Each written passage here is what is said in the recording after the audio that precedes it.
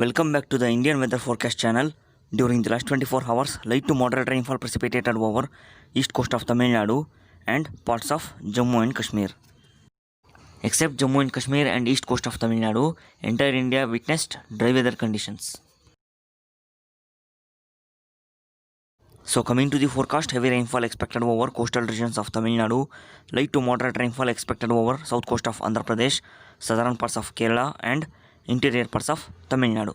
The anticyclone which is over parts of Arunachal Pradesh, so scattered rainfall expected over Nepal, Bhutan, Sikkim and Arunachal Pradesh. The dry and cold weather conditions will continue over north, northwest, central and eastern parts of India.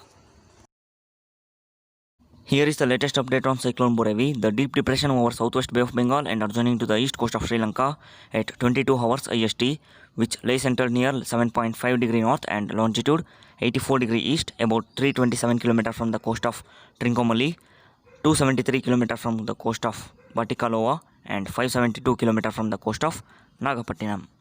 The deep depression will rapidly intensify into a cyclonic storm during the subsequent 24 hours around the morning of 2nd December, and the cyclone Burevi will hit into the coast of Trincomalee around 2nd of December evening with a wind speed of about 65 to 75 km per hour and gusty winds up to 96 km per hour. By the 3rd of December morning, the cyclone Burevi will reach half Sri Lanka and Tamil Nadu coast and the wind speed will increase to about 80 to 90 km per hour and gusty winds up to 117 km per hour.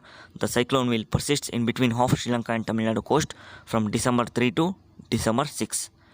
Thereafter, another depression will approach towards the Sri Lanka coast and which will push the first system towards the Arabian Sea.